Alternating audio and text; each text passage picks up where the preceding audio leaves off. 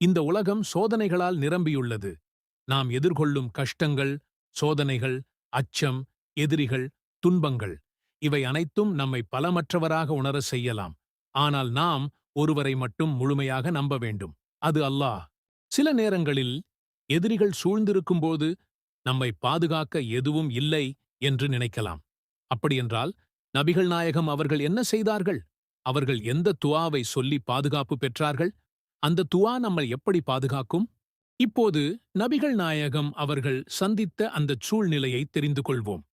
நபிகள் நாயகம் அவர்களும் சஹாபாக்களும் ஒரு முக்கியமான பயணத்தில் சென்று கொண்டிருந்தார்கள். அவர்கள் எங்கும் பாதுகாப்பு கிடைக்காத பாலைவனத்தில் கூட தனிமையில் இருந்தார்கள். அந்த இடத்தில் எதிரிகளால் தாக்கப்படலாம் என்ற அபாயம் இருந்தது. அவர்கள் பயணித்துக் கொண்டிருக்கும்போது எதிரிகள் அவர்களை நோக்கி நகர்ந்து கொண்டிருந்தார்கள். அவர்களின் எண்ணிக்கை அதிகமாக இருந்தது, ஆயுதங்கள் இருந்தது. ஆனால் நபிகள் நாயகம் அவர்களும் சஹாபாக்களும் மிகச்சிறிய குழுவாக மட்டுமே இருந்தார்கள். இது ஒரு மிகவும் கவலைக்கிடமான தருணமாக இருந்தது. சஹாபாக்கள் ஒன்றாகச் சேர்ந்து நபிகள் நாயகம் அவர்களிடம் வந்தார்கள். அவர்களுடைய முகங்களில் அச்சமும் பதற்றமும் தெரிந்தது. அந்தச் சூழ்நிலையில் நபிகள் நாயகம் அவர்கள் மிகவும் அமைதியாக இருந்தார்கள். அவர்கள் ஏதாவது ஒரு முடிவை எடுப்பதற்கு முன்பு முதலில் துஆ செய்தார்கள். அல்லாஹ்வை மட்டும் நம்பி அவர்களிடம் பாதுகாப்பு தேடினார்கள். அப்பொழுது நபிகள் நாயகம் அவர்கள் இத்துஆவை கூறினார்கள். அல்லாஹும்ம இன்ன நஜ்அலுக ஃபீ நுஹூரிஹிம் வ நஊது பிக மின் ஷுரூரிஹிம்.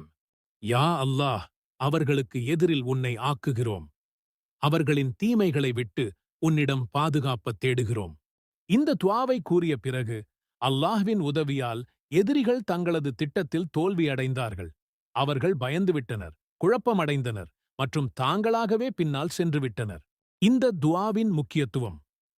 நபிகள் நாயகம் அவர்கள் எந்த ஒரு அபாயமான சூழ்நிலையில் இருந்தாலும் முதலில் அல்லாஹ்விடம் துஆ செய்தார்கள். இது நமக்கு ஒரு பாடமாக இருக்க வேண்டும். நாம் எந்த ஒரு பிரச்சனையில் இருந்தாலும் முதலில் அல்லாஹ்விடம் பாதுகாப்பு தேட வேண்டும். இந்த துஆ பாதுகாப்பிற்கும் எதிரிகளின் தீமையிலிருந்து விடுபடுவதற்கும் மிகவும் சக்தி வாய்ந்த துஆ. நாம் இன்று இந்த துஆவை நம்முடைய வாழ்க்கையில் சேர்த்துக் கொள்வோம். ஒரு நிமிடம் யோசித்துப் பாருங்கள். ஒரு மனிதர் தான் பிறந்து வளர்ந்த சொந்த ஊரை, தன் உற்றார் உறவினர்களை, ஏன் தன் வாழ்நாள் முழுவதும் கஷ்டப்பட்டு சம்பாதித்த அத்தனை சொத்துக்களையும் விட்டுவிட்டு ஒரே இரவில் வெளியேற முடியுமா? அதுவும் சாதாரணமாக அல்ல. அவரை கொல்வதற்காகவே ஒரு கொலைகாரக் கும்பல் கூரிய வாள்களுடன் வாசலில் காத்துக் கொண்டிருக்கும்போது, இது ஏதோ சினிமாக்களில் வரும் கற்பனைக் காட்சியல்ல. இதுதான் 1400 ஆண்டுகளுக்கு முன்பு இஸ்லாமிய ஆண்டின் சஃபர் மாதத்தில் அல்லாஹ்வின் தூதர் நபி முஹம்மது ஸல்லல்லாஹு அலைஹி வஸல்லம் அவர்கள் சந்தித்த நிஜம். இஸ்லாமிய வரலாற்றின் திருப்புமுனையாகவும் ஒரு புதிய சமூகத்தின் விடியலாகவும் அமைந்த அந்த தியாகம், வீரம், விவேகம் மூன்றும் கலந்த ஹிஜ்ரா பயணத்தின் முழுமையான வரலாற்றைத்தான் இன்று நாம் பார்க்கப் போகிறோம். இது வெறும் ஊர் மாறுவது அல்ல. இது ஒரு மாபெரும் சகாப்தத்தின் தொடக்கம். வாருங்கள், அந்த வரலாற்றுப் பயணத்தில் நாமும் பயணிப்போம். இஸ்லாத்தின் பிறப்பிடமான மக்கா ஒரு கட்டத்தில் முஸ்லிம்களுக்கு வாழவே முடியாத இடமாக மாறியது. அல்லாஹ் ஒருவன்தான் இறைவன், முஹம்மது அவனுடைய தூதர் என்ற உண்மையைச் சொன்ன ஒரே காரணத்திற்காக முஸ்லிம்கள் சொல்ல முடியாத சித்திரவதைகளை அனுபவித்தார்கள். சுட்டெரிக்கும் பாலைவன மணலில் பிலால் ரலியல்லாஹு அன்ஹு அவர்களின் நெஞ்சின் மீது பாறாங்கல் வைக்கப்பட்டது. இஸ்லாத்தின் முதல் தியாகிகளாக அம்மார் ரலியல்லாஹு அன்ஹு அவர்களின் பெற்றோர் யாசிர் ரலியல்லாஹு அன்ஹு மற்றும் சுமையா ரலியல்லாஹு அன்ஹா ஆகியோர் கொடூரமாக கொல்லப்பட்டார்கள். முஸ்லிம்களுடன் யாரும் பேசக்கூடாது, விற்கக்கூடாது, வாங்கக்கூடாது, திருமண உறவும் வைத்துக்கொள்ளக்கூடாது என்று ஒட்டுமொத்த சமூகமும் அவர்களை புறக்கணித்தது. கொடுமைகள் எல்லை மீறிப்போன போது அல்லாஹ்வின் அனுமதியுடன் முஸ்லிம்களை முதலில் அபீசீனியாவிற்கும் பின்னர் யத்ரிப், இன்றைய மதீனா நோக்கியும் ஹிஜ்ரத் செல்ல நபி ஸல்லல்லாஹு அலைஹி வஸல்லம் அவர்கள் பணித்தார்கள். மக்கள் மெல்ல மெல்ல மதீனாவை நோக்கி நகரத் தொடங்கினர். ஆனால் குறைஷிகளின் மொத்த கோபமும் நபி ஸல்லல்லாஹு அலைஹி வஸல்லம் அவர்களின் மீதுதான் இருந்தது. இந்த இஸ்லாத்தின் வளர்ச்சியை தடுக்க வேண்டுமானால் அதன் ஆணிவேரான முஹம்மதை ஸல்லல்லாஹு அலைஹி வஸல்லம் கொன்றுவிட வேண்டும் என்று திட்டமிட்டார்கள். தாருன் நத்வா என்ற தங்களின் பாராளுமன்றத்தில் கூடி ஒரு கொடூரமான முடிவெடுத்தார்கள். ஒவ்வொரு கோத்திரத்திலிருந்தும் ஒரு வலிமையான இளைஞனைத் தேர்ந்தெடுத்து அத்தனை பேரும் சேர்ந்து ஒரே நேரத்தில் நபி ஸல்லல்லாஹு அலைஹி வஸல்லம் அவர்களைத் தாக்கிக் கொன்றுவிட வேண்டும் என்பதுதான் அந்த முடிவு. இப்படிச் செய்தால் நபியின் உறவினர்கள் யாரிடமும் பழிவாங்க முடியாது அல்லவா? இதுதான் அவர்களின் நரித்தந்திரம். இந்த இக்கட்டான சூழலில்தான் அல்லாஹ் தன் தூதருக்கு ஹிஜ்ரத் செய்வதற்கான அனுமதியை வழங்கினான். இது எதிரிகளுக்கு பயந்து தப்பி ஓடும் பயணம் அல்ல. இஸ்லாமிய சமூகத்தை ஒரு பாதுகாப்பான இடத்தில் நிறுவி அங்கிருந்து உலகிற்கே ஒளியேற்றுவதற்கான இறைவனின் மாபெரும் திட்டத்தின் ஒரு பகுதி. அல்லாஹ்வின் கட்டளை வந்ததும் நபி ஸல்லல்லாஹு அலைஹி வஸல்லம் அவர்கள் ஒரு நொடியும் தாமதிக்கவில்லை. அவர்களின் திட்டமிடல் எவ்வளவு நுட்பமானது என்பதை பாருங்கள். நள்ளிரவு நேரம். கொலைவெறிக் கும்பல் நபி ஸல்லல்லாஹு அலைஹி வஸல்லம் அவர்களின் வீட்டை முழுவதுமாகச் சுற்றி வளைத்திருந்தது.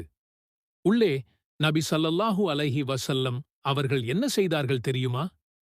தன்னிடம் நம்பி ஒப்படைக்கப்பட்டிருந்த பிறரின் அமானிதப் பொருட்களையெல்லாம் உரியவர்களிடம் திருப்பிக் கொடுக்கும்படி தனது மருமகன் அலி ரலியல்லாஹு அன்ஹு அவர்களிடம் ஒப்படைத்தார்கள். மேலும் தனது படுக்கையில் தன்னைப் போல போர்த்திக் கொண்டு படுக்குமாறும் கூறினார்கள்.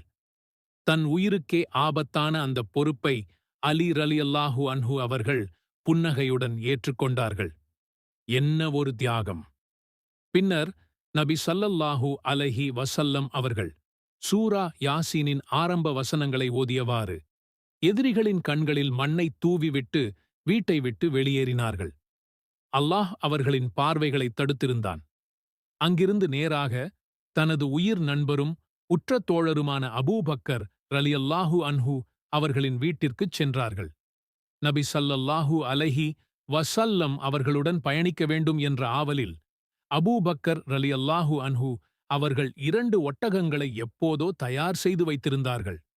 அல்லாஹ்வின் தூதரைக் கண்டதும் அவர்களின் மகிழ்ச்சிக்கு அளவே இல்லை.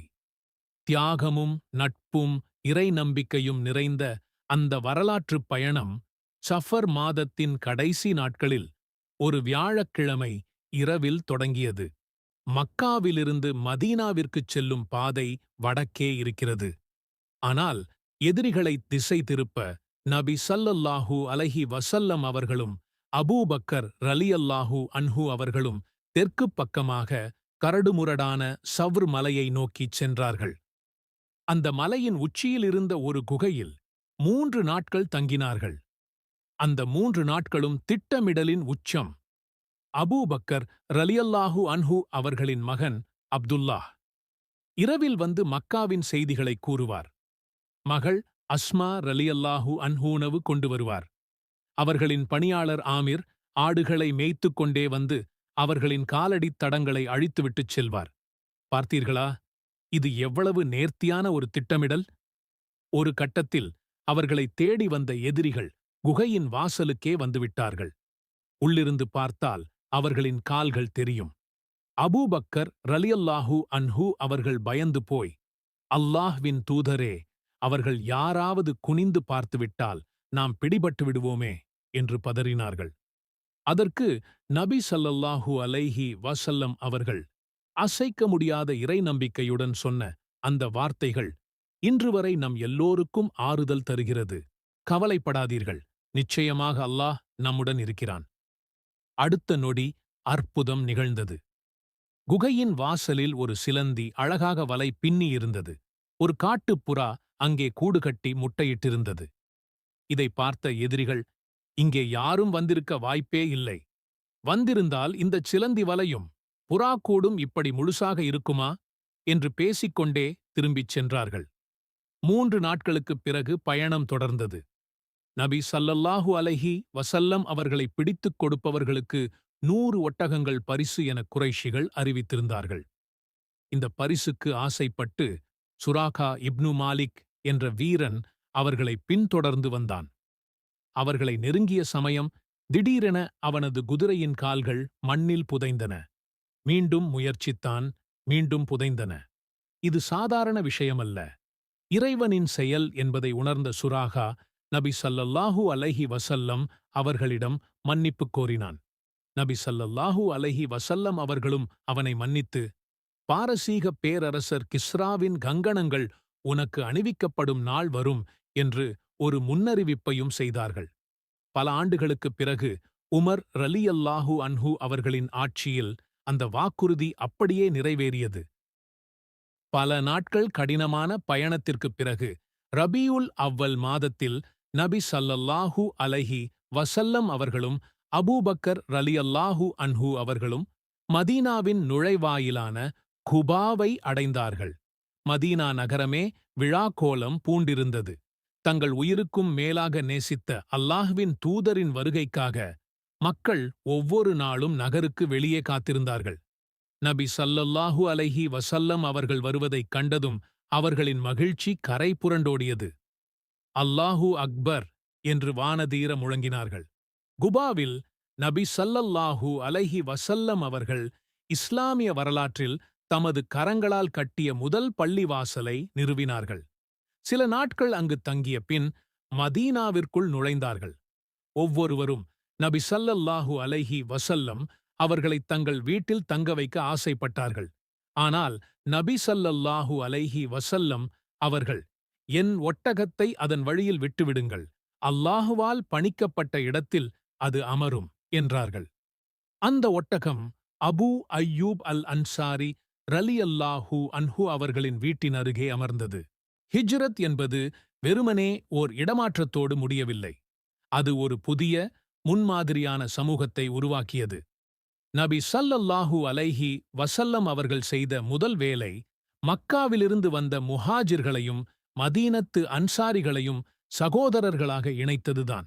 அன்சாரித் தோழர்கள் தங்கள் சொத்துக்களில் பாதியை, வீடுகளில் ஒரு பகுதியை, வியாபாரத்தில் ஒரு பங்கைக் கொடுத்து வரலாறே கண்டிராத தியாகத்தையும் சகோதரத்துவத்தையும் நிலைநாட்டினார்கள். அடுத்ததாக மதீனாவில் வாழ்ந்த யூதர்கள் மற்றும் பிற சமூகத்தினருடன் ஒரு ஒப்பந்தத்தை உருவாக்கினார்கள். மதீனா சாசனம் என அழைக்கப்படும் இது உலகின் முதல் எழுதப்பட்ட அரசியல் சாசனங்களில் ஒன்றாக கருதப்படுகிறது. இது மதச் சுதந்திரம், கூட்டுப் பாதுகாப்பு, சமூக நீதி ஆகியவற்றை அனைவருக்கும் உறுதி செய்தது. இதன் மூலம் மதீனா ஒரு சாதாரண நகரம் என்ற நிலையிலிருந்து ஒரு இஸ்லாமிய அரசாக உருவெடுத்தது.